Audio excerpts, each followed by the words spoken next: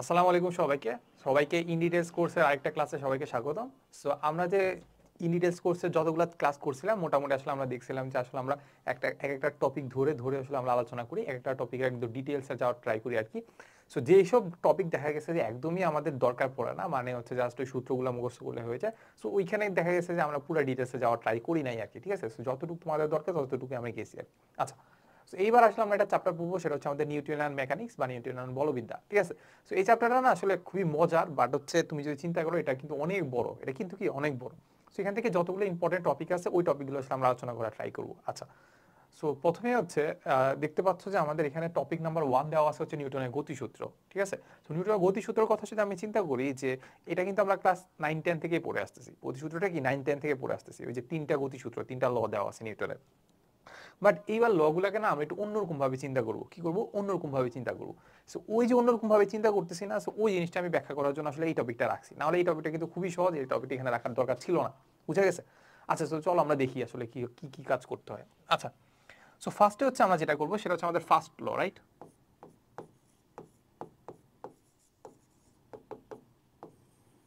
First law. আচ্ছা, so first লতে আমাদের কি বলে?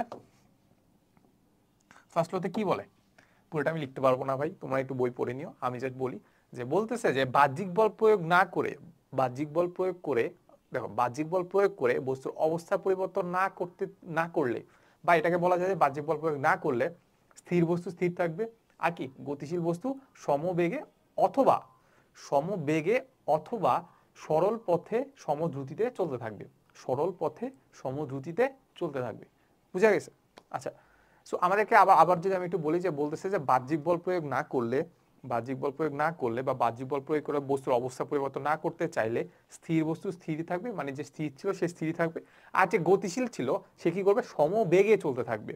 সমবেগে চলতে থাকবে, বা বলা যায় যে সরল পথে সমদ্রুতিতে চলতে থাকবে। বুঝা গেছে? আচ্ছা, তার মানে ধরো হচ্ছে আমি এখানে বস্তু একটা একটা বস্তু নিয়ে নেই। ধরো এই হচ্ছে আমাদের ধরো সারফেসটা, এই সারফেসের উপর একটা বস্তু যাবে, এই সারফেসের উপর কি একটা বস্তু যাবে, তাহলে এই বস্তুটা ধরো হচ্ছে আমাদের কাইন্ড অফ এইটা, এই বস্তুটা হচ্ছে কি আমাদের এইটা, এই বস্তুটা এইটার মধ্য দিয়ে ধরো এর উপর আমি কোনো ধরনের বাহ্যিক বল প্রয়োগ করি নাই, কি বাহ্যিক বল প্রয়োগ করি নাই। সো ব্যাপারটা এমন না যে বাহ্যিক বল প্রয়োগ করাই যাইতে পারে। ঠিক আছে, আমরা যে এখানে বলতেছিলাম যে বাহ্যিক বল প্রয়োগ না করে, ব্যাপারটা আসলে ঠিক না। ব্যাপারটা আসলে বাহ্যিক বল প্রয়োগ করে বস্তুর অবস্থার পরিবর্তন না করলে। বুঝা গেছে? সো বাহ্যিক বল প্রয়োগ করেও কিন্তু আমি অবস্থা পরিবর্তন না করতে পারি। ঠিক আছে, এটা আমরা একটু পরে দেখবো আর কি। সো ব্যাপারটা আমরা বুঝি। ধরো এটার উপর বাহ্যিক বল প্রয়োগ না করে এর অবস্থা চেঞ্জ করতে চাইলাম না, যদি না চাই, যদি এর বেগ যদি থাকে, এর বেগ যদি থাকে, ধর স্থির বস্তু থাকলো, তাহলে ইউইজগুলো 0 মিটার/সেকেন্ড স্থির আছে।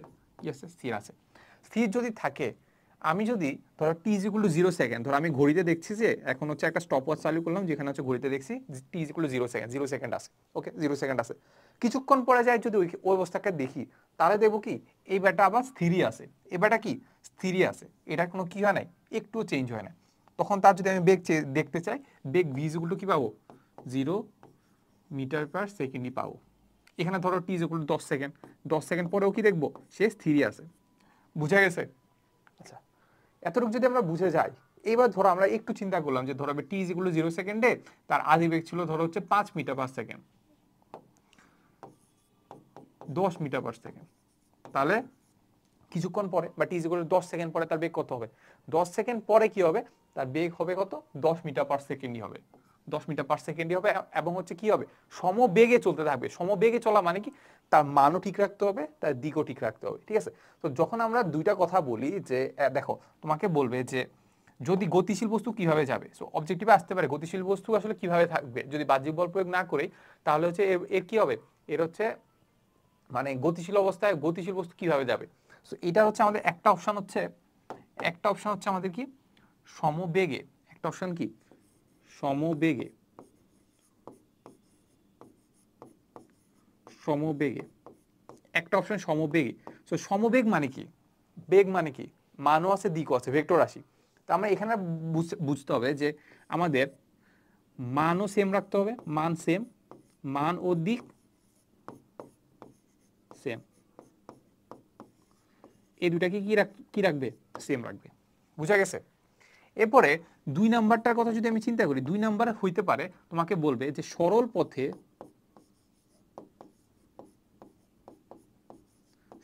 পথে সমদ্রুতিতে গতিশীল বস্তু কিভাবে থাকবে?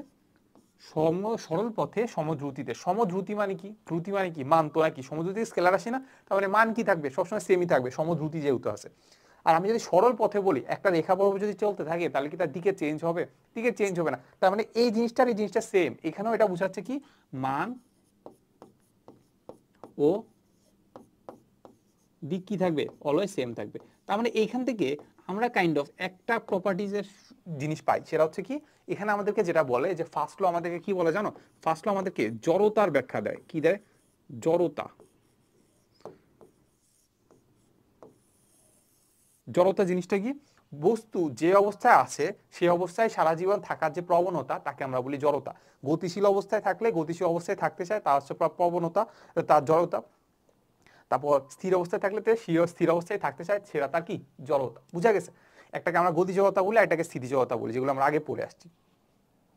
তাহলে ফার্স্ট ল থেকে আমরা বুঝতে পারতেছি যদি বস্তু জড়তার পরিবর্তন করতে চায় তাহলে আমার কি লাগবে?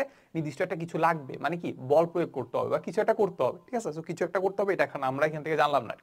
আচ্ছা, সো ফার্স্টে আমরা যেটা দেখছিলাম যে ফার্স্টে আমি এখন আরেকটু যদি যাই, আমাদেরকে বলছিলাম যে বাহ্যিক বল প্রয়োগ না করলে, বাহ্যিক বল প্রয়োগে বস্তুর অবস্থা পরিবর্তন না করলে, তাহলে এখন আমি কি করব? বাহ্যিক বল প্রয়োগ করব না। কি করব না? বাহ্যিক বল প্রয়োগ করব না। ব্যাপারটা কি এমন না? বাহ্যিক বল প্রয়োগ না করে, বাহ্যিক বল প্রয়োগ করে বস্তুর অবস্থার পরিবর্তন করব না। ঠিক আছে, এটা একটু আমরা ব্যাখ্যা করি যে বাহ্যিক বল প্রয়োগ না করে আসলে আমরা কি করতে পারি? অবস্থা চেঞ্জ না করতে পারি, এটা একটা জিনিস। আর বাহ্যিক বল প্রয়োগ করেও আমরা অবস্থা চেঞ্জ না করতে পারি, কিভাবে দেখবা? দেখো, তার মানে এটাকে আমরা একটা দুইটা ভাগে ভাগ করতে পারি। এটাকে আমরা কাইন্ডলি দুইটা ভাগে ভাগ করতে পারি। সেটা হচ্ছে বাহ্যিক বল আমরা কি করব না? আমরা বলতেছি যে প্রয়োগ করব না। সো এটা হইতে পারে যে আসলেই কোনো বল প্রয়োগ করব না, তার মানে F is equal two zero, একদমই কোনো বল প্রয়োগ করব না। এই একটা বস্তু আছে, এই বস্তুর উপরে আমি কোনো ধরনের ফোর্স দিব না, তাহলে সেটা একটা জিনিস হইতে পারে যে F is equal two zero. এরপর আরেকটা কেস হইতে পারে এমন যে আমি এর উপর অনেকগুলো বল প্রয়োগ করলাম, সেইটা লব্ধি বল যেটা আছে, সেটা লব্ধি বল বা সামেশন অফ এফ, এটা আমরা হচ্ছে শিখবো যে summation of F is equal two zero. মানে কি লব্ধি বল, মানে অনেকগুলো ফোর্স প্রয়োগ করলাম, অনেকগুলো ফোর্স প্রয়োগ করার ফলে দেখা গেছে যে তাদের লব্ধিটা আসলে জিরো। কিভাবে? চিন্তা করো, এই একটা আমাদের ব্লক আছে, এই ব্লকের এই পাশে আমি একটা বল প্রয়োগ করলাম, এই পাশে একটা বল প্রয়োগ করলাম। ধরো এই পাশে যে বল প্রয়োগ করলাম সেটা মান হচ্ছে 5 নিউটন, এই পাশে যে বল প্রয়োগ করলাম সেটা মান হচ্ছে 5 নিউটন। তাহলে আলটিমেটলি এর উপর আসলে কোনো ধরনের ফোর্স আছে আমাকে বলো তো? সে যদি 5 নিউটনে এদিকে টানে, সে যদি 5 নিউটন ওই দিকে টানে, আলটিমেটলি এই 5 নিউটন আর এই 5 নিউটন কি কাটাকাটি যাবে। আমরা যদি ভেক্টর দেখি, ভেক্টরে আমরা দেখছিলাম যে দুইটা ভেক্টর যদি বিপরীত দিকে কাজ করে তাদের লব্ধি বের করতে হয়। লব্ধি কিভাবে বের করে? তাদের দুটা কি বিয়োগফলের সমান, তাহলে 5 - 5 কত হবে? 0। তার মানে এর উপর আলটিমেটলি আসলে কোনো ধরনের কি ফোর্স কাজ করতেছে না, এর উপর কি কোনো ধরনের ফোর্স কাজ করতেছে না। ওকে, তারপর এটাকে আমরা চিন্তা করতে পারি যে আরো ধরো ফোর্স দিলাম, ধরো একটা দিলাম এই জায়গায়, একটা দিলাম এই জায়গায়, একটা দিলাম এই জায়গায়, আরেকটা দিলাম এই জায়গায়, আরেকটা দিলাম এই জায়গায়, এরকম হাজার কোটি কোটি আমি বল প্রয়োগ করলাম, বাট তাদের যে লব্ধিটা আছে সেটা জিরো। তাদের কি লব্ধিটা জিরো? তাদের লব্ধি যদি জিরো হয়, এই মুছে ফেললাম তো। ওকে, সো তাদের যে লব্ধিটা আছে, সো এটা আরে তাদের যে লব্ধিটা আছে সেই লব্ধিটা কত? লব্ধিটা কত? জিরো। সো লব্ধি যদি জিরো হয় তার মানে আমরা বলতে পারি সে কি আছে, তার উপর বাহ্যিক বল প্রয়োগ করা হয়েছে, বাট কিন্তু তার অবস্থার পরিবর্তন করতে দেওয়া হয় নাই। তার কি অবস্থার পরিবর্তন করতে দেওয়া হয় নাই। যেহেতু অবস্থা পরিবর্তন করতে দেওয়া হয় নাই, তার মানে সে কি থাকবে? স্থিতিশীল থাকলে স্থিতিশীলই থাকবে, গতিশীল থাকলে কিভাবে গতিশীল থাকবে? সরল পথে গতিশীল থাকবে। বা কিভাবে থাকবে? সরল পথে গতিশীল থাকবে, না হচ্ছে আমরা বলতে পারি সমদ্রুতিতে সরল রেখায় গতিশীল হবে। আচ্ছা, ওকে। এখন এইখানে আমরা গেলাম ফার্স্ট লতে চলে গেছি। এখন তোমাকে আমি একটা একটা ধরো একটা কোশ্চেন করি। ধরো হচ্ছে একটা একটা বল এই বরাবর গতিশীল, মানে এই বরাবর গতিশীল মানে কি? মানে হচ্ছে এটা যদি তার কেন্দ্র হয়, এটা যদি তার কেন্দ্র হয়, এইখানে তার একটা বল আছে। তো আমি একটা দড়ির সাহায্যে এই একটা টেনিস বলকে আমি ঘুরাচ্ছি। কি করতেছি? এই একটা টেনিস বলকে ঘুরাচ্ছি। তার মানে ধরো হচ্ছে আমি একটা ফোর্স দিলাম এখান থেকে এই এতটুকু একটা ফোর্স দিলাম, ঠিক আছে?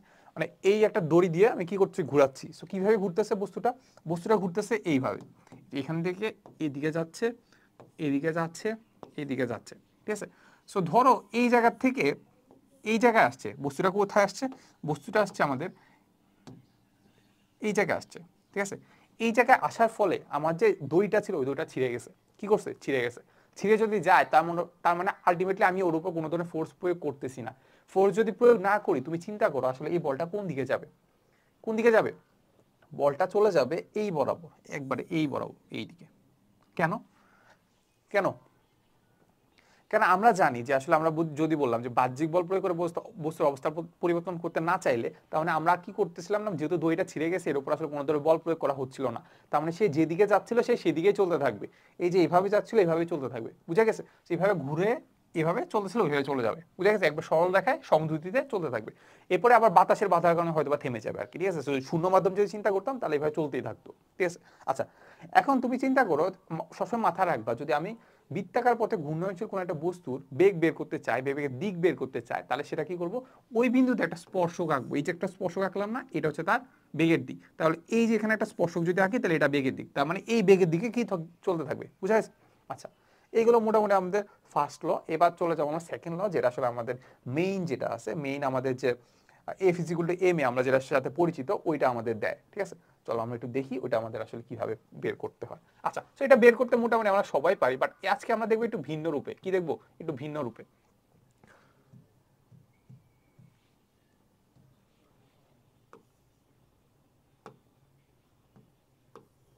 ওকে, তার মানে হচ্ছে আমাদের যে ফার্স্ট লটা আছে সেটা আমরা জেনে ফেলছি, এবার আমরা দেখবো কোনটা, সেকেন্ড ল, রাইট?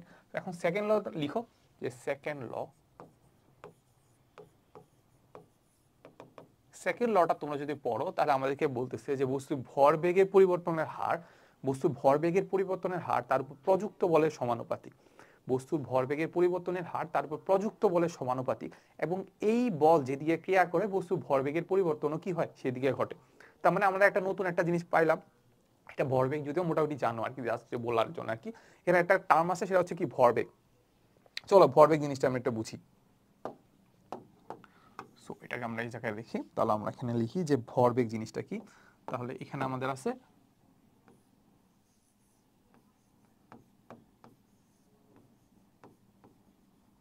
ভরবেগ। তাহলে এখান থেকে আমরা বুঝতে পারি যে আসলে এটা দুইটা পার্ট আছে, একটা হচ্ছে ভর আর একটা কি বেগ। তাহলে এখানে আছে আমাদের ভর, ভর হচ্ছে আমাদের কি, ভর হচ্ছে আমাদের এম, বেগ কি, বেগ হচ্ছে আমাদের কি ভি। তাহলে এখান থেকে আমরা যেটা পাচ্ছি যে ভরবেগ, এটাকে আমরা সাধারণত ইংলিশে বলে মোমেন্টাম, আর এটাকে আমরা প্রকাশ করি পি দিয়ে। তার মানে ভরবেগ পি ইজ ইকুয়াল টু আসলে আমাদের কি, ভরবেগ পি ইজ ইকুয়াল টু আসলে আমাদের ভর ইন্টু বেগ, ভর ইন্টু কি বেগ। তাহলে বেগের উপর একটা কি আছে, ভেক্টর চিহ্ন আছে। কেন? বেগ কি ভেক্টর রাশি, আর বস্তু ভর কি ভেক্টর রাশি, ভর তো ভেক্টর রাশি না। তার মানে বস্তুর ভর যেদিকে, বেগ যেদিকে ক্রিয়া করে, বস্তুর ভরবেগ কি কোন দিকে ক্রিয়া করে, সেম দিকে ক্রিয়া করে। তার মানে এখান থেকে আমরা পাচ্ছি যে ভরবেগ আসলে কি, ভরবেগ পি ইজ ইকুয়াল টু আসলে আমরা পাচ্ছি যে M, M V, M into কি ভি। তো আমরা এখান থেকে আমরা ভরবেগ পেয়ে গেছি। আচ্ছা, তো আমাদেরকে যেটা বলতেছে বস্তুর ভরবেগের পরিবর্তনের হার কি করতেছে, বস্তুর ভরবেগের পরিবর্তনের হার। তাহলে এবার ধরো, এবার আমরা কি করলাম, ধরো আমরা একটা স্লাইডলি একটা রাস্তা নিয়ে নিই। ধরো এটা আমাদের রাস্তা, এটা আমাদের কি রাস্তা। রাস্তার উপর একটা বস্তু রাখতে হবে। বস্তুটা একটু গোলাকার দেই তাহলে সুবিধা হয় যে আসলে এটা আমাদের কি করতেছে, চলে যাচ্ছে আর কি। তাহলে এটা একটা বস্তু, কিছুক্ষণ পরে আমরা পাইছি এটা এই জায়গায়। একটা বস্তু ছিল এই জায়গায়, একটা বস্তু এই জায়গায়। তাহলে এটা পাচ্ছি ধরো হচ্ছে আমরা টি ইজ ইকুয়াল টু 0 সেকেন্ডে, টি1 ইজ ইকুয়াল টু 0 সেকেন্ড। ওকে, তারপর ধরো এটা পাচ্ছি ধরো টি ইজ ইকুয়াল টু সামথিং, ধরো হচ্ছে 100 সেকেন্ড পরে। 100 কিন্তু খুব একটা বড় না, সেকেন্ড নিয়ে চিন্তা করলে তাহলে হচ্ছে আমাদের 1 মিনিটের একটু বেশি আর কি, মানে 2 মিনিটের কাছাকাছি আর কি। ওকে, তাহলে আমরা যেটা পাচ্ছি যে টি1 ইজ ইকুয়াল টু পাচ্ছি হচ্ছে 0 সেকেন্ড, আবার টি2 তে পাচ্ছি 100 সেকেন্ড, ঠিক আছে? তো প্রথমে বস্তুটা ভর ছিল, ধরো আমরা চিন্তা করি যে m1 ছিল, সেকেন্ডে 100 সেকেন্ড পরে বস্তু ভর হয়ে গেছে ধরো m2। ন্যাচারালি কি ভরের চেঞ্জ হয়, কিন্তু আমরা দেখবো যে ভরেরও কিন্তু চেঞ্জ হইতে পারে, ভরেরও কি চেঞ্জ হইতে পারে। আচ্ছা, সেটার এক্সাম্পল আমরা পরে দেখবো। তো ধরে নেই যে m1 আর m2 দুইটা ভর ছিল, তার মানে আমরা এখান থেকে তার একটা বেগ ছিল, ধরো একটা কি ছিল, তার বেগ ছিল, তার বেগটা ছিল ধরো v1। তারপর এই জায়গায় তার বেগটা হয়ে গেছে ধরো v2, বুঝা গেছে? তার মানে আলটিমেটলি আমি কি বলতে পারি, এখানে তার ভরবেগ ছিল আসলে আমাদের p1 ইজ ইকুয়াল টু আমাদের m1 ইন্টু v1। আমি ভেক্টর চিহ্নটা একটু উপেক্ষা করলাম, বারবার লিখতে ভালো লাগে না, ঠিক আছে? তার মানে p1 ইজ ইকুয়াল টু আমরা পাচ্ছি m1 ইন্টু v1, ঠিক আছে? এটা পাইলাম। এরপরে আমরা যেটা পাবো সেটা হচ্ছে আমাদের p2 ইজ ইকুয়াল টু এখানে পাবো হচ্ছে m2 ইন্টু v2, বুঝা গেছে না? ভেক্টর চিহ্ন তোমরা চাইলে দিতে পারো, এখন আমরা দিব না, এখন খুব একটা কাজে লাগবে না। আচ্ছা, এটা বুঝলাম। এখন এই যে এই বস্তুটা যে ভরবেগ ছিল p1, এই ভরবেগের পরিবর্তনের হার কিভাবে বের করব?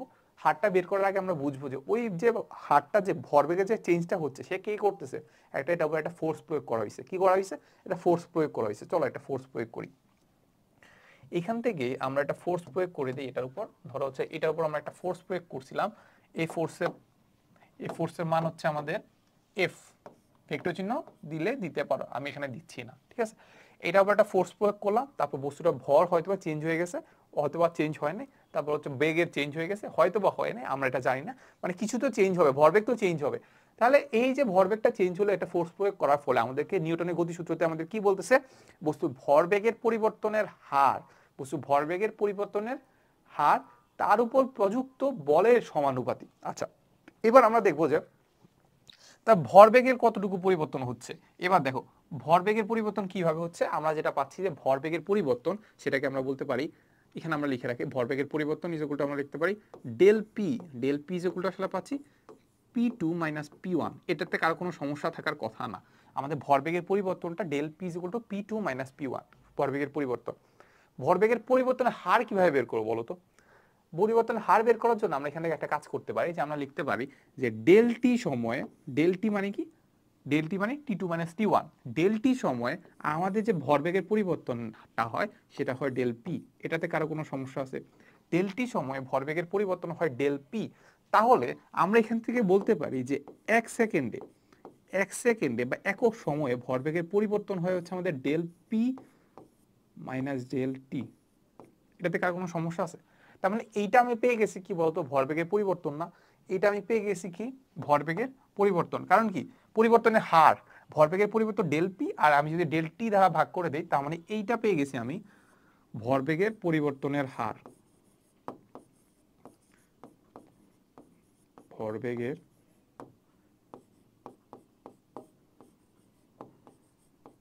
পরিবর্তনের হার মানে প্রতি সেকেন্ডে কতটুকু ভর পরিবর্তন হচ্ছে সেটার হার আমি কি পেয়ে গেছি। আচ্ছা, এইবার এই জিনিসটাকে আমরা একটু লিমিটে প্রকাশ করব। কি করব? লিমিটে প্রকাশ করব। কেন প্রকাশ করব? কারণ তোমরা এটা আসলে আমরা যখন ম্যাথ পড়বো তখন ব্যাপারটা বুঝতে পারবা, ডিফারেন্সিয়েশন যখন পড়বা তখন ব্যাপারটা বুঝতে পারবা, যে যখন আমরা খুব বড় একটা সময় নিয়ে কাজ করি, ধরো del t is equal to, ধরো এখানে পাচ্ছি 100 second, del t is equal to কি 100 মাইনাস 0, 100 সেকেন্ড। 100 সেকেন্ড যখন নিয়ে কাজ করব তখন ভরবেগের পরিবর্তনটা দেখা যাবে অনেক, একটা পাইলাম, ধরো ভরবেগের পরিবর্তন সামথিং পাইলাম। তারপর আমি যদি 100 সেকেন্ডকে যদি আরেকটু কমাই দিই, 100 সেকেন্ডকে যদি আরেকটু কমাই দিই, ধরো হচ্ছে আমি এবার টাইম নিলাম হচ্ছে 10 সেকেন্ড, দেখা যাবে ভরবেগের পরিবর্তন একটু অন্যরকম হয়েছে, বুঝা গেছে? তো এই জন্য আমরা কি করি, খুব অল্প একটা সময়ের জন্য কতটুকু ভরবেগের পরিবর্তন হয়েছে, বেশি সময়ের জন্য নিলে ব্যাপারটা আসলে উল্টাপাল্টা আনসার দেখায়। যেমন প্রথমে দেখা গেছে আমার ধরো হচ্ছে 0 সেকেন্ডে ধরো বেগ ছিল হচ্ছে 1 মিটার পার সেকেন্ড, তারপর 10 মিটার, তারপর হচ্ছে ধরো 10 সেকেন্ডে পাইলাম 100 মিটার পার সেকেন্ড বেগ, তারপর ধরো 11 সেকেন্ডে পাইলাম যে 2 মিটার পার সেকেন্ড, মানে এরকম উঠানামা করতেছে। তার মানে তুমি বুঝতে পারতেছো যে ভরবেগের যে পরিবর্তনটা সেটা কিন্তু এক্সাক্ট মান বের করার জন্য আমার একদম ওই টাইমটাতে লাগবে, একদম ওই টাইমটাতে আমাদের কি ভরবেগের পরিবর্তনটা বের করতে হবে। এখন ওই টাইমটা মানে কি, ওই টাইমটা মানে হচ্ছে কি একবারে, মানে ধর 1 সেকেন্ড বলতে 1 সেকেন্ডেই বের করতে হবে, দ্বিতীয় সেকেন্ড বলতে দ্বিতীয় সেকেন্ডেই বের করতে হবে। আর দ্বিতীয় সেকেন্ডে যদি বের করতে যাই, তার মানে ওইখানে আসলে আমাদের ভরবেগ টাইমের যে ডিফারেন্সটা কত হইতে হবে, 0-র কাছাকাছি না। তার মানে আমি ধরো আমি একটা টি ইজ ইকুয়াল টু, ধরো t1 is equal two 1 second, sorry T is equal two হচ্ছে 2 সেকেন্ড, এই 2তম সেকেন্ডে আমি হচ্ছে ভরবেগের পরিবর্তন বের করতে চাই, ওই টাইমে এক্সাক্ট বের করতে চাই। তাহলে 2তম সেকেন্ডে যদি বের করতে চাই, তার মানে আমি এখানে del t is equal to কত বসাইতে হবে বলতো, del t is equal to 0 বসাইতে হবে। তার মানে কি আমি ওই টাইমটা পাবো, তার মানে t2 ইজ ইকুয়াল টু কত হবে, 2 সেকেন্ড। মানে বুঝা গেছে, t1 ও 2 সেকেন্ড, t2 ও 2 সেকেন্ড, তার মানে একদম ওই টাইমটাতে বের করবো ভরবেগের পরিবর্তন। তাহলে del t is equal to কত, 0 সেকেন্ড। এখন 0 সেকেন্ড তো আমরা বসাইলে দেখো এটা কিন্তু নিচে যদি 0 হয় আর ইনফিনিটি হয়ে যায়, এই জন্য আমরা একটা কাজ করি যে এইটাকে আমরা লিমিটের মাধ্যমে প্রকাশ করি। কিসের মাধ্যমে? লিমিটের মাধ্যমে প্রকাশ করি। সো এটা আসলে পরে দেখবে, এটা জাস্ট আমি একটু বলে দিই যে এখানে আমরা বসাইছি লিমিট ডেল টি, এটাকে বলি টেন্স টু জিরো, মানে জিরোর কাছাকাছি যদি হয় তাহলে এইটাকে বলি আমরা del p by del t is equal to, এটাকে আমরা লিখি ডিপি ডিটি ধারা। কি ধারা প্রকাশ করি? ডিপি ডিটি ধারা। বুঝা গেছে? আচ্ছা, এইবার ডিপি ডিটি ইজ প্রপোর্শনালটা আমাদের কি দেওয়া আছে? ভরবেগের পরিবর্তনের হার তো আমরা পেয়ে গেছি এইটা, ভরবেগের পরিবর্তনের হার তারপর প্রযুক্ত বলের সমানুপাতিক, তার মানে কি ইজ প্রপোর্শনাল টু এফ। এটাতে কারো কোনো সমস্যা আছে? প্রযুক্ত বলের সমানুপাতিক।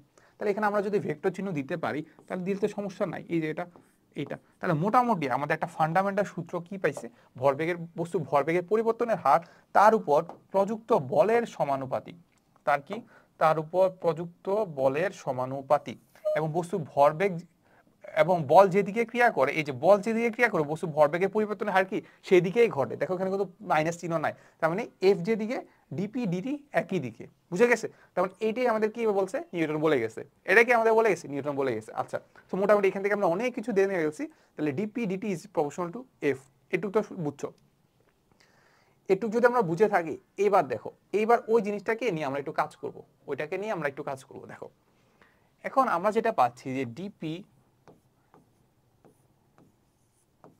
ইজ প্রপোর্শনাল টু আমাদের এফ। তাহলে এইখান থেকে আমরা একটা কাজ করি, এটাকে আমরা একটা কাজ করি, আমরা এখান থেকে প্রপোর্শনালটা উঠাই নেই। তাহলে dp dt is equal to আমরা লিখতে পারি এটা যে কোনো একটা ধ্রুবক সি এফ। তাহলে সিটা কি বলো? সিটা কি? একটা ধ্রুবক। সিটা কি বলো? সিটা একটা কি? কনস্ট্যান্ট। কনস্ট্যান্টটাকে উঠাই দিলে আমরা প্রপোর্শনাল পাই, তার মানে প্রপোর্শনালটা উঠাই দিলে আমরা কি পাবো? কনস্ট্যান্ট পাবো, রাইট? ওকে, এরপরে ধরো এখান থেকে যদি আমরা একটু আগাই, তাহলে দেখো এখান থেকে আমরা যেটা পাবো যে এফ ইজ ইকুয়াল টু আমরা পাবো 1/c into dp dt. 1/c is equal to dp dt. এবার আমাকে বলো তো, সি যদি একটা ধ্রুবক হয় 1/c আরেকটা কনস্ট্যান্ট হবে না? আরেকটা ধ্রুবক হবে। তাহলে এইটাকে আমরা আরেকটা ধ্রুবক হিসেবে লিখতে পারি, এটাকে আমরা লিখতে পারি কে হিসাবে, কে হিসাবে, কে। বুঝা গেছে? তাহলে এখান থেকে আমরা কেটা পাচ্ছি। তাহলে এখান থেকে আমরা যেটা পাচ্ছি যে এফ ইজ ইকুয়াল টু পাচ্ছি আমরা কে ডিপি ডিটি, রাইট? আচ্ছা, এখন পি জিনিসটা কি? ভরবেগ না? তার মানে এখান থেকে আমরা লিখতে পারি ডি ডিটি। ভরবেগ মানে কি? ভর ইন্টু বেগ। তাহলে এখান থেকে আমরা যেটা পাবো, দেখো এফ ইজ ইকুয়াল টু পাবো হচ্ছে আমরা কে ইন্টু, দেখো এখন এখানে আমাদের দুইটা ফাংশনের মতো আছে, ভরের একটা ফাংশন আছে, বেগের একটা ফাংশন আছে। এই জিনিসটাকে আমরা কাউন্টার কিভাবে করব? এটাকে কাউন্টার করার জন্য আমরা যেটা করব সেটা হচ্ছে আমরা ডিফারেন্সিয়েশনে একটু সহায়তা নেব। ডিফারেন্সিয়েশন, যেহেতু ডিফারেন্সিয়েশনে করতেছি, ডিফারেন্সিয়েশনের সহায়তা নিব। রাখি ডিফারেন্সিয়েশনে একটা রুলস আছে, সেটা হচ্ছে আমাদের ধরো আমরা যে কোনো একটা ডিএক্স এর সাপেক্ষে কোনো একটা জিনিসকে ডিফারেন্সিয়েশন করব, সেটা ওই ফাংশনটা গুণ আকারে আছে ইউ আর ভি। ইউ আর ভি কি? দুইটা ফাংশন। ওটা কি আছে? দুইটা গুণ আকারে আছে। ইউ ভি দুইটা ফাংশন, ওইটাতে কি আছে? দুইটা গুণ আকারে আছে। এখন এটা যদি থাকে, এটাকে ডিফারেন্সিয়েশন কিভাবে করতে হয় জানো? ডিফারেন্সিয়েশন করতে হয় প্রথমে ইউ কে রাখবো, এরপরে ভি কে ডিফারেন্সিয়েশন করব। তো প্লাস চিহ্ন দিয়ে আমরা ভি কে রাখবো, ইউ কে ডিফারেন্সিয়েশন করব। ও এটা তো এক্স, এটা হচ্ছে এক্স। বুঝা গেছে? মানে ফার্স্ট আমি ইউ কে রেখে ভি কে ডিফারেন্সিয়েশন করব, এরপরে ভি কে রেখে ইউ কে ডিফারেন্সিয়েশন করবো, আর মাঝখানে কি করে দেবো? যোগ করে দিব। তাহলে আলটিমেটলি আমি এটা জিনিসটা পেয়ে যাবো। আচ্ছা, তাহলে সেম জিনিসটা আমরা এখানে করি। চলো এখানে আমরা যেটা করতে পারি, দেখো আমরা ফার্স্ট এম কে রাখি, এম কে রেখে ভি কে ডিফারেন্সিয়েশন করি। কার সাপেক্ষে? টি এর সাপেক্ষে। প্লাস আমরা এখন কাকে রাখবো? এবার ভি কে রেখে এম কে ডিফারেন্সিয়েশন করব, এম কে ডিফারেন্সিয়েশন করব। বুঝা গেছে? ওকে, আচ্ছা, এখান থেকে যদি আমরা বুঝতে পারি, এখান থেকে যদি আমরা বুঝতে পারি তাহলে এইটাকে আমরা বলতেছি, এই কি বললাম, এখান থেকে আমরা এই জিনিসটা যদি বুঝতে পারি তাহলে এইটাই হচ্ছে আমাদের যে নিউটনের যে সেকেন্ড সূত্রটা, ওইটার হচ্ছে একদম সাধারণ রূপ। ওটা কি? একদম সাধারণ রূপ হচ্ছে এইটা। তাহলে নিউটনের সেকেন্ড ল, সেকেন্ড ল আসলে সাধারণত আমরা এই জিনিসটাকেই বুঝাই। মানে এর আগে যেটা বলছিলাম সেটা হচ্ছে এখানে যেটা ছিল, এটা সেকেন্ড ল যেটা ছিল, এটা মোটামুটি নিউটন বলে গেছে। এরপরে এটাকে যদি আমরা একবারে সমীকরণে প্রকাশ করি, সমীকরণটা হচ্ছে আমাদের এইটা, F is equal to k into M DV DT plus V DM DT. বুঝা গেছে? আচ্ছা, এই যে একটা জিনিস পাইলাম, ঠিক আছে, সেটা তো আগে পাও নাই, আগে তো পাও নাই, আগে ডিরেক্ট পেয়ে গেছে এফ ইজ ইকুয়াল টু কি M A, F is equal to কি এম এ, হাইস্ট পাইছে F is equal to K M A, ঠিক আছে। এতটুকু যখন আমরা পেয়ে গেছি, এবার আমরা একটা কাজ করতে পারি, এটাকে আমরা অনেকগুলো কেসে ভাগ করতে পারি, এটাকে ভাঙার জন্য আমরা অনেকগুলো কেসে ভাগ করতে পারি। বুঝা গেছে? কেসে ভাগ করার জন্য আমরা ফার্স্টে লিখি যে কেস ওয়ান, আমরা ফার্স্টে ভাগ করবো কি কেস ওয়ান। ওকে, তাহলে আমরা ফার্স্টে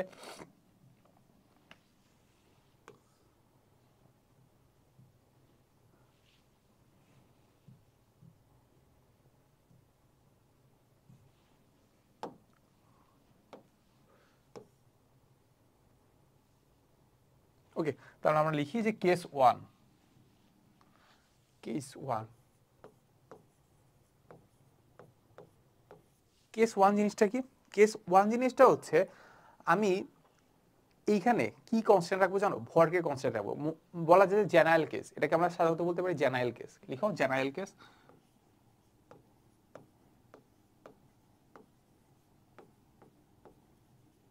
জেনারেল কেস মানে নর্মালি যেটা ঘটে, যেটা কি নর্মালি ঘটে। সো নর্মালি আমাদের কি ঘটে? নর্মালি আমাদের ঘটে, আমাদের এমটা কনস্ট্যান্ট থাকে, বস্তুর ভরটা কি কনস্ট্যান্ট থাকে, বস্তুর ভর কি কনস্ট্যান্ট। কারণ কি আমাদের জানি যে ভরের খুব একটা চেঞ্জ হয় না, আমি যত যাই করি না কেন খুব অল্প সময়ের জন্য ভরের খুব একটা চেঞ্জ হয় না, চেঞ্জ হয় না। তার মানে আমরা এখান থেকে বলতে পারি যে এম ইজ ইকুয়াল টু আসলে আমাদের কি কনস্ট্যান্ট। কিন্তু ধরো আমি একটা গাড়ি চালাচ্ছি, আমি কি চালাচ্ছি? একটা গাড়ি চালাচ্ছি। যখন আমি গাড়িটা চালাচ্ছি, বস্তু ভরের কিন্তু খুব একটা চেঞ্জ হবে না, ঠিক আছে।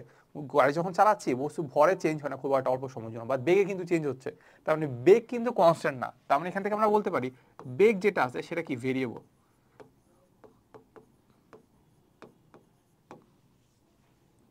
বেগের কি চেঞ্জ হচ্ছে, বেগের যদি চেঞ্জ হয়, এবার আমরা আবার আগে সূত্রটাতে চলে যাই। আমাদের আগে সূত্রটা কি বলতেছিল? আগে সূত্রতে আমরা পাচ্ছিলাম যে এফ ইজ ইকুয়াল টু আসলে আমাদের K into M DV DT plus V DM DT. বুঝে গেছে? আচ্ছা, এখন আমরা এখান থেকে একটু বুঝি যে আসলে আমাদেরকে বলছে যে ভরটা কনস্ট্যান্ট। ভর কি কনস্ট্যান্ট?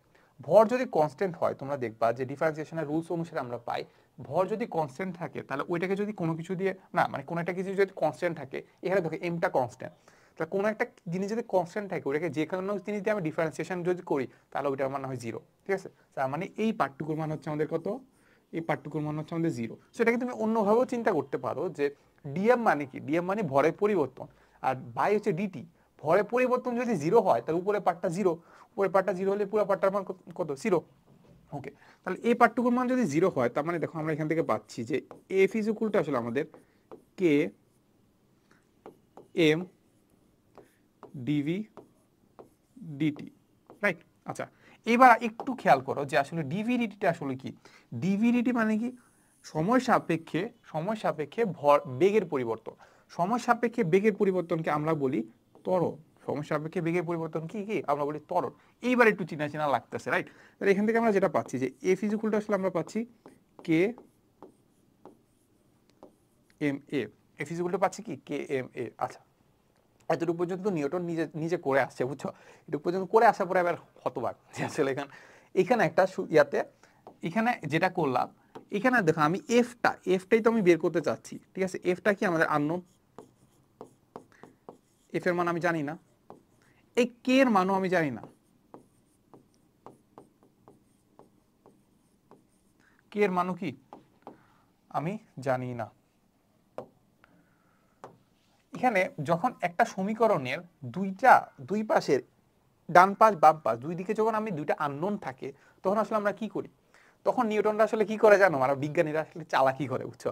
চালাকি করে ধরো যে কোনো একটা রাশি জীবনে কোনো আবিষ্কার হয় না, জীবনে কি কখনো আবিষ্কার হয় না, তাহলে ওইটা একটা সংজ্ঞা দিয়ে দেয়। সংজ্ঞা কি? দেখো এখানে আমাদের ফোর্স যেটা আছে, বল যেটা আছে, ওই বলটাকে কি আবিষ্কার করছে এখন পর্যন্ত? করেই তো নাই। যখন বল আবিষ্কার করে নাই, তখন ওই একক বলটাকে আমি নিজের মতো করে আসলে কি করতে পারি? সংজ্ঞায়িত করতে পারি, বা এককটাকে নিজের মতো করে সংজ্ঞায়িত করতে পারি। বুঝা গেছে? ব্যাপারটা হচ্ছে এমন যে একক কিভাবে আবিষ্কার হয় চিন্তা করো। ধরো এটাকে আমি সাধারণত 1 মিটার বলতে পারি না, বলতে পারি তো ওই 1 মিটার দিয়ে অন্য জাস্ট জিনিসটার সাথে তুলনা করবো যেটা কয়টা পেন্সিলের সমান হয় বা কয়টা কলমের সমান হয়, তাহলে ওইটা অত মিটার, এভাবে তো চিন্তা করতে পারি। তো সেম জিনিস যখন আমাদের এখানে ধরো ধরো এখানে যখন বল যখন আবিষ্কার হয় নাই, তখন সে কি করছে, একক বলের সংজ্ঞা দিছে। কি দিছে? একক বল। একক বল, একক বলের সংজ্ঞা এমন ভাবে দিছে যেন সবগুলা 1 1 হয়। কি হয় জানো? বলছে বস্তুর ভর, ভর যদি ভর যদি 1 কেজি হয়, ভর যদি 1 কেজি হয়, বস্তুর ভর যদি 1 কেজি হয় এবং বস্তুর যদি ভরের ওই 1 কেজি ভরের বস্তুর উপর যদি আমি বল প্রয়োগ করি, বস্তু 1 কেজি ভরের উপর যদি আমি বল প্রয়োগ করি, তার ত্বরণ যদি হয় 1 মিটার পার সেকেন্ড, তার ত্বরণ যদি হয়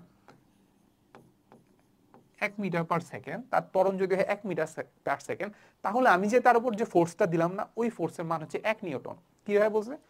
নিজের মতো করে বলে দিছে যে ইভেন এককের নামটাও নিজের মতো করে দিয়ে দিছে যে 1 নিউটন। বুঝা গেছে? তাহলে কিভাবে বলছে? নিজের মতো করে বলে দিছে এটা 1 নিউটনই, এটা ধরে নাও যে এটা 1 নিউটন। তাহলে এই ফিজিক্যালটা পাচ্ছি কি? এই ফিজিক্যালটা পাচ্ছি আমরা 1 নিউটন। এই ফিজিক্যালটা পাচ্ছি কি? 1 নিউটন। এখন দেখো এই সমীকরণগুলোতে যদি আমি এখানে এই জিনিসগুলো বসাই দেই, তাহলে কি পাচ্ছি? তাহলে দেখো আমরা পাচ্ছি যে এফ এর মান কত? 1, কে এর মান আমি জানি না, এম এর মান 1, এ এর মান কত? 1, তাহলে কে এর মান কত? কে এর মান পাবো হচ্ছে আমি 1। বুঝা গেছে? কে এর মান যদি 1 হয়, তাহলে এই কে এর মান যদি আমি এখানে বসাই দিই, তাহলে আলটিমেটলি আমি পেয়ে যাবো কি বলতো?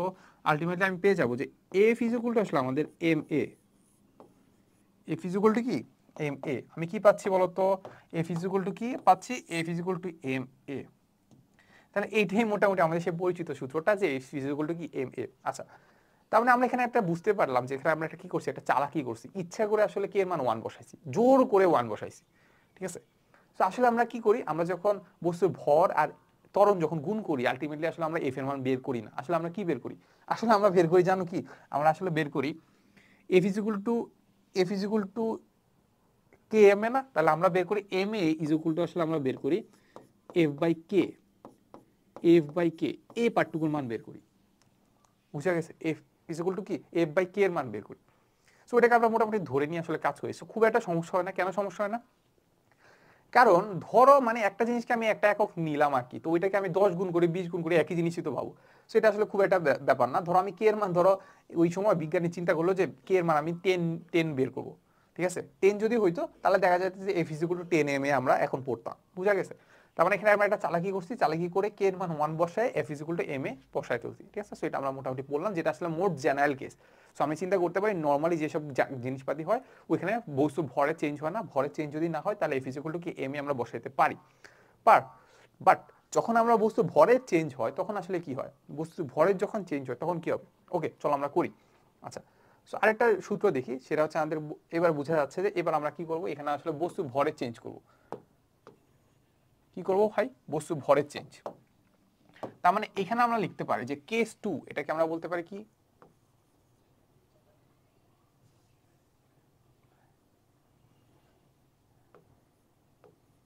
কেস 2 এখানে বলতে পারি আমরা এম ইজ ইকুয়াল টু আসলে আমাদের ভেরিয়েবল, মানে কি ভরের চেঞ্জ হবে কিন্তু আমাদের যে বেগের চেঞ্জ হবে না, বেগ কনস্ট্যান্ট থাকবে। এখন তুমি বলতে পারো এটা কিভাবে সম্ভব, এটা কোথায় সম্ভব? এটা আমরা একটু দেখি যে কোথায় সম্ভব। কোথায় সম্ভব? এটা সম্ভব হয় রকেটে। রকেট রকেট যখন তুমি পড়াবো যখন আমরা, তখন দেখবো ব্যাপারটা এমন হয়। তো রকেটের ক্ষেত্রে আমরা একটু বলে দিই, রকেট হচ্ছে আমাদের ধরে এইটা, রকেট যখন উপরের দিকে উঠতে চায় এর জন্য কিন্তু প্রচুর বল লাগে। বলটা কে জেনারেট করে? আমাদের নিচে একটা জ্বালানি থাকে, জ্বালানির মোটা একটা প্রান্ত থাকে, যেটা জ্বালানি কি করে, জ্বালানি জ্বলতে জ্বলতে সেটাকে কি করে, ওইদিকে বিপরীত দিকে একটা ধাক্কা দেয়, ওই বিপরীত দিকে ধাক্কা কারণে উপরের দিকে উঠে যায়। এখন এই যে ধাক্কাটা দেয়, এত পরিমাণ জ্বালানি নিয়ে যে থাকে, দেখা যায় যে মোটামুটি আসলে এই ধর একটা রকেট থাকলো, এই রকেটের উপরের অংশটা মাত্র আসলে আমাদের কাজে লাগে, আর বাকিটা পুরোটাই জ্বালানি থাকে। পুরোটাই কি জ্বালানি থাকে। এখন তুমি বুঝতে পারো যে উপরে যখন উঠতেছে জ্বালানি কিন্তু অনেক ক্ষয় হইতেছে, জ্বালানি কি অনেক জ্বলতেছে। জ্বালানি যদি অনেক জ্বলে তার মানে বুঝতে পারো যে আসলে রকেটটার ভরের কি চেঞ্জ হচ্ছে না? অবশ্যই ভরটা কমে যাইতেছে।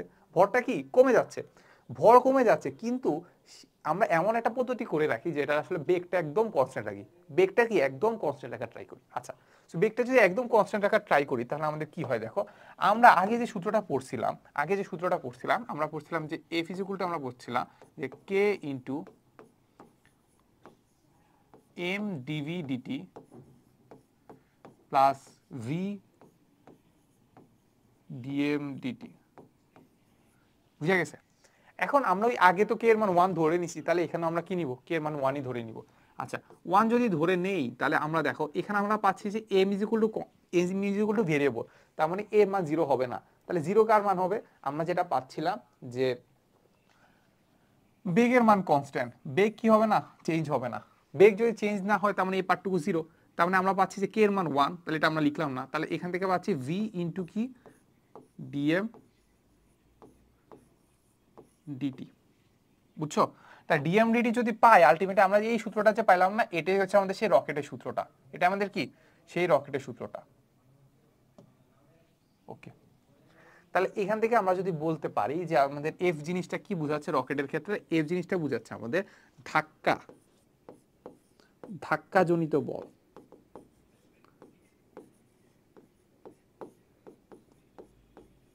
ধাক্কাজনিত বল। ভিটা কি, ভিটা হচ্ছে রকেটের বেগ।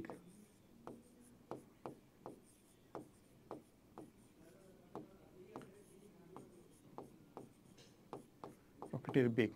এই যে ডিএম বাই ডিটি যেটা আছে না, এটা দ্বারা কি প্রকাশ করে, ডিএম বাই ডিটি। এইটাকে আমরা বলি ভরের চেঞ্জ হচ্ছে না, সময়ের সাথে ভরের চেঞ্জ, বা এটাকে আমরা বলি জ্বালানির হার। জ্বালানির হার, জ্বালানির হার, জ্বালানি জ্বলার হার, এটাকে আমরা জ্বালানি জ্বলার হার বলতে পারি, বা জ্বালানির, হ্যাঁ জ্বালানি জ্বলার হার বা জ্বালানি ক্ষয়ের হার, এটাও আমরা বলতে পারি। ঠিক আছে, প্রতি সেকেন্ডে আসলে কতটুকু জ্বালানি যাচ্ছে সেটাকে আমরা বলি জ্বালানির হার বা জ্বালানি জ্বলার হার। ঠিক আছে, তো এখান থেকে আমরা রকেটের জিনিসপাতি আসলে বুঝে ফেলতাম হালকা পাতলা ভাবে আর কি। আচ্ছা, এটা আসলে আমরা ডিটেলস আরো জানবো। ওকে, এবার জানবো আমরা কেস নাম্বার 3। সো এটা আসলে আমরা তোমরা বুঝতেই পারতেছো যে কেস নাম্বার 3 আসলে কি হওয়ার কথা।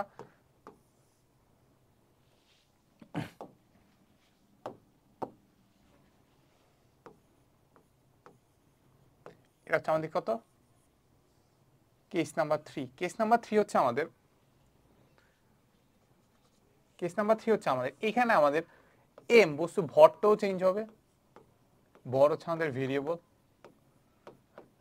এবং ভি আছে যেটা ভিটাও ভেরিয়েবল, মানে কি বেগও চেঞ্জ হবে। এমনকি নর্মালি হয়, হতেই পারে, হতেই কি পারে। সো নর্মাল যদি এমন হয় তাহলে আমরা কি সূত্র বসাবো দেখো, তাহলে আমরা যেটা পাচ্ছিলাম যে এফ ইজ ইকুয়াল টু আমরা পাচ্ছিলাম K into M DV DT plus V DM DT. এখানে আসলে কোনো কিছুই আসলে আমাদের কনস্ট্যান্ট না, কোনো কিছু যদি কনস্ট্যান্ট না থাকে তাহলে কোনো কিছু ডিফারেন্সিয়েশন 0 হবে না। তার মানে আমরা যেটা পাবো যে আমরা এফ ইজ ইকুয়াল টু পাচ্ছি, আমরা এফ ইজ ইকুয়াল টু পাচ্ছি আমরা কে এর মান 1 পাচ্ছি। ওকে, এম ডিভিডিটি এর মান পাচ্ছি এ ত্বরণ, তারপর পাচ্ছি ভি ডিএম ডিটি। তাহলে এইটাই রয়ে গেছে, বুঝছো? এখানে আর কোনো কিছু 0 করার নাই, বুঝা গেছে? আচ্ছা, সো নর্মালি এই কাহিনীটা কখন ঘটতে পারে? ঠিক আছে, এখানে এটা হইতে পারে যেমন একটা তুমি ট্রাক চালাচ্ছ, বালু ভর্তি ট্রাক, বুঝছো? ওটার মধ্যে অনেকগুলো বালি আছে, এই বালিগুলার ট্রাকের নিচে একটু ছিদ্র আছে, বুঝছো? ছিদ্রের কারণে বালিগুলো পড়ে যাচ্ছে। তুমি যখন ট্রাক চালাচ্ছ তখন বেগের তো চেঞ্জ হবে, তার মানে কি বি কনস্ট্যান্ট না, বি কি ভেরিয়েবল, ভি কি ভেরিয়েবল, ভি এর পরিমাণ চেঞ্জ হচ্ছে। ওকে, এরপরে তুমি যখন চালাচ্ছ তখন হচ্ছে কি বালু নিচ দিয়ে চলে যাচ্ছে না, পড়ে যাচ্ছে, পড়ে যদি যাচ্ছে তার মানে ওই যে ট্রাকের ভরটা কি চেঞ্জ হচ্ছে, ভরটাকে কমে যাচ্ছে। ভরটা যদি কমে যায় তার মানে ভরের কি হচ্ছে, পরিবর্তন হচ্ছে। তার মানে ভরটাকে আমরা কি বলতে পারি, ভরটাকে আমরা বলতে পারি ভেরিয়েবল, ভরটাকে আমরা কি বলতে পারি ভেরিয়েবল। তার মানে এখানে আমরা বলতে পারি যে আসলে আমাদের ডিএমও কনস্ট্যান্ট না, ডিভিও কি কনস্ট্যান্ট না। ঠিক আছে, তার মানে আমরা বলতে পারি তখন সূত্রটা হবে কি এইটা। ঠিক আছে, এইটা আসলে নর্মালি খুব একটা আসে না, এটা রেয়ার কেসে, রেয়ার কেসে এটা নিয়ে আমি কখনো ম্যাথ আসতে দেখিনি। বুঝা গেছে? আচ্ছা, সো এতটুকুই ছিল আমাদের আজকের ক্লাসে। সো আশা করি ভালো করে পড়াশোনা করবা। সো পড়াশোনা করলে দেখা যাবে বাকি চ্যাপ্টারগুলো আর অনেক সহজ সহজ লাগবে আর কি। ঠিক আছে, সো এতটুকুই ছিল আজকের ক্লাসে, দেখা হবে নেক্সট কোনো ভিডিওতে। আসসালামু আলাইকুম সবাইকে।